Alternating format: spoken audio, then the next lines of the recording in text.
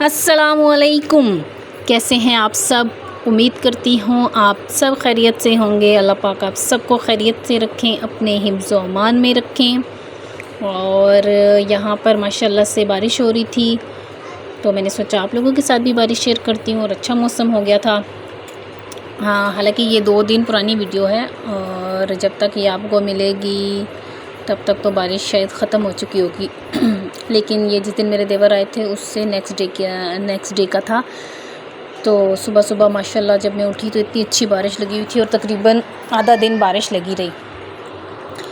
और बस हम बारिश ही इंजॉय करते रहे कुछ। और फिर उसके बाद के घर में मेहमानों का आना जाना भी था और फिर बैग ओपनिंग भी थी, तो सब कुछ।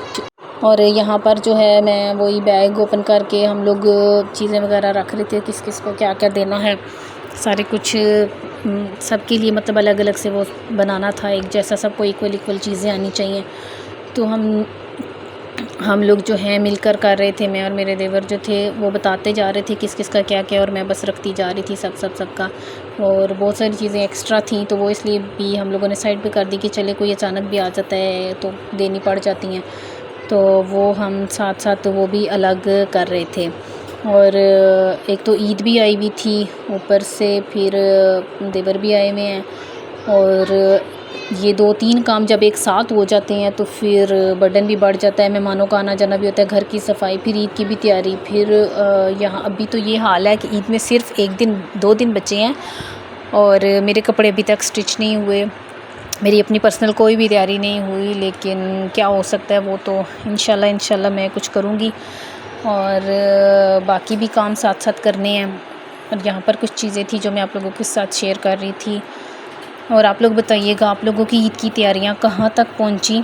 मेरी तो पर्सनल कोई भी तैयारी नहीं हुई, लेकिन घर से रिलेटेड अगर बात की जाए तो वो अल्हम्दुलिल्लाह से कुछ ही तैयारियाँ रह गई हैं। बच्चों की तकरीबन सारी हो गई है। ज़्यादा बच्चों का इशू होता है, बच्चों की टेंशन होती है कि उनकी जो है वो तैयारी अच्छे से हो जाए और उनकी तैयारी कंप्लीट हो जाए। और मेन चीज़ है बाज़ार के चक्कर नहीं ख़त्म होते ईद के। बस वो ईद आ जाती है, खुद से ही आ जाती है। अगर वो मज़ीद लेट होती जाए तो हमारे और चक्कर बढ़ते जाते हैं बाज़ार के। और मेरा भी यही हाल था, घर भी देखना था और डेली या हर दूसरे दिन बाज़ार भी जाना पड़ रहा था, क्योंकि बच्चों की भी शॉपिंग, कुछ चीज़ें कुछ ना कुछ रह जाता है अपना। फिर घर से रिलेटेड, फिर जो मेरे देवर आए हुए थे तो उनकी भी काफ़ी सारी शॉपिंग करनी थी, तो उनके साथ भी जाना पड़ता। और यहाँ पर जो चीज़ें थी सबकी अलग अलग की, और मेरी भी कुछ चीज़ें थी। मैं इंशाल्लाह मुझे नहीं पता ईद के बाद या कब मैं आप लोगों को दिखाऊंगी कि मेरे लिए क्या क्या चीज़ें आई थी। बड़ी अच्छी चीज़ें थी वो, इंशाल्लाह मैं आपको बाद में दिखाऊंगी फिर किसी वीडियो या व्लॉग में, क्योंकि अभी बिल्कुल भी टाइम नहीं था।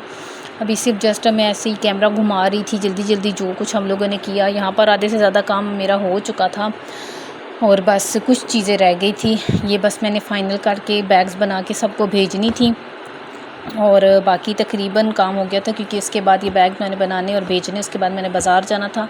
बाज़ार से बच्चों के लिए थोड़ी सी चीज़ें जो रह गई थी वो लेके आनी थी। और फिर यही हुआ, मैंने वो उनको वहीं पे छोड़ा, मैंने बैग्स वगैरह कर दिए थे फ़ाइनल।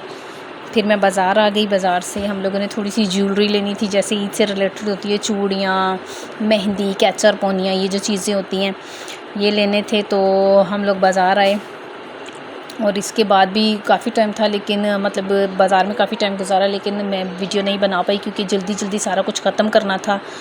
तो बस आज की वीडियो यहीं तक थी। आई होप आप लोगों को अच्छी लगी होगी। इंशाल्लाह फिर नेक्स्ट किसी वीडियो में मिलती हूँ कल आपके साथ। तब तक अपना और अपनों का ख्याल रखिएगा और मुझे दुआ में याद रखिएगा।